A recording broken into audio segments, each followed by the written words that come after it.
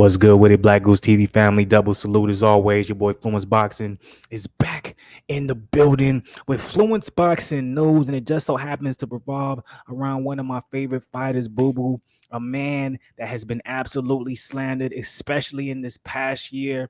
Um, in my personal opinion, unfairly. You know what I'm saying? And I'm very critical on Booba. I've been very critical of Demetrius Andrade's career in the last year and a half because I just feel like he has just not been making the right business moves to put himself in a position where the boxing community, whether it's the hardcore or the casuals, put some respect on his name.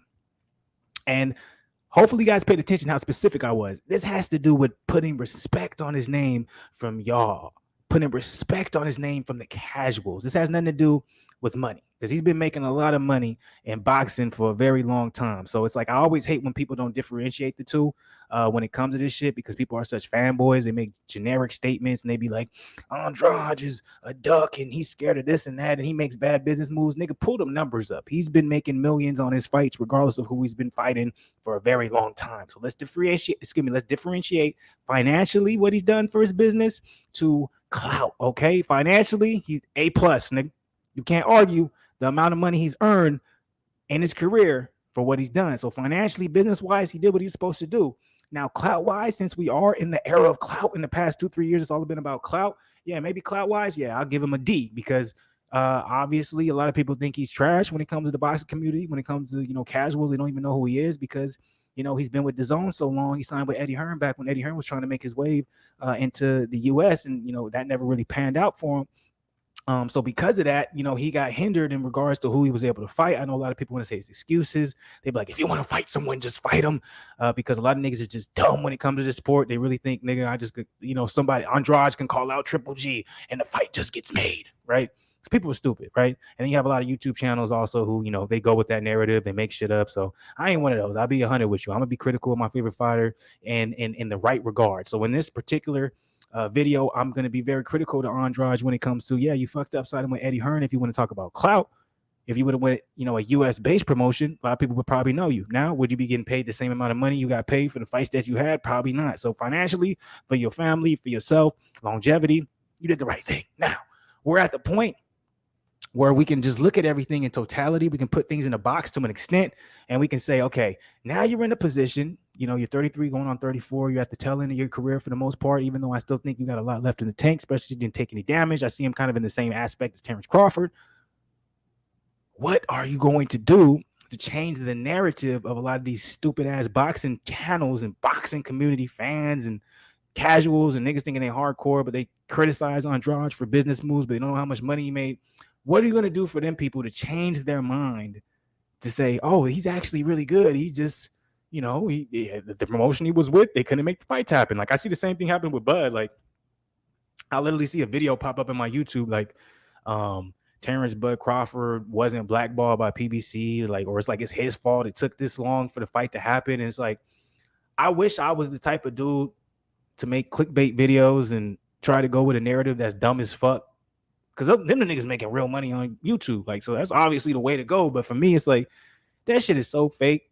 For you to even make it seem like it's Terrence, how from one aspect you're going to say, oh, Errol Spence, PBC's job was to build Errol Spence, not Terrence Crawford, but then not go and criticize Top Rank for not building Bud the way he was. And they promised him the Errol Spence fight, but it never happened. I just don't understand. But anyways, that's a whole nother video. When it comes to this particular one, I just kind of want to address a lot of the Andrade haters. A lot of people saying that he was ducking the Janabek fight.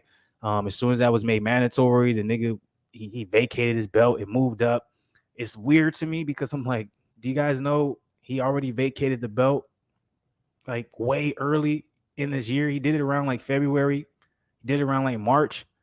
Nigga was moving up to 168. He had a scheduled fight with Zach Parker, as y'all can see right here, for the WBO 168 interim belt. Weird ass niggas. But nobody wants to talk about that. It's like nobody wants to talk about Andrade versus Parker, who was supposed to happen in July for the 168 interim belt, and Andrade got a shoulder injury. Remember, I was one of the guys who was saying we're probably not going to see this fight happen. We'll probably see him, take on another 168er that with a little bit more clout. But things changed because, you know, we saw Canelo take that L to Bivol. So I feel like a lot of shit changed when Canelo lost to Bivol because it kind of fucked a lot of things up for a lot of these, you know, super middleweights or middleweights moving up to super middleweight to try and get their chance at Canelo. And so that's what we're seeing here. So we see Andrade and Parker is still going to happen, which is actually a good thing because that puts Andrade directly in line for a possible Canelo fight because he's going to be a WBO intern. So it's still smart. So my biggest thing when it comes to this, I want to report this because I want to say, yo, Andrade versus Parker is still happening. It's still happening. That fight's going to happen. So a lot of the, you know, there was a lot of Zach Parker fans were like, oh, Andrade is running. He's scared. I really want to see this fight. So y'all going to get y'all wish. Y'all going to see Parker fight Andrade. And then me as an Andrade fan, it's kind of like a F you, shut up to all these people trying to make it seem as if Andrade was ducking Janabek, but didn't make any sense because the nigga already left 160 before the fucking year even started. Zach Parker versus Andrade was announced for July, like, nigga, in the beginning of this year.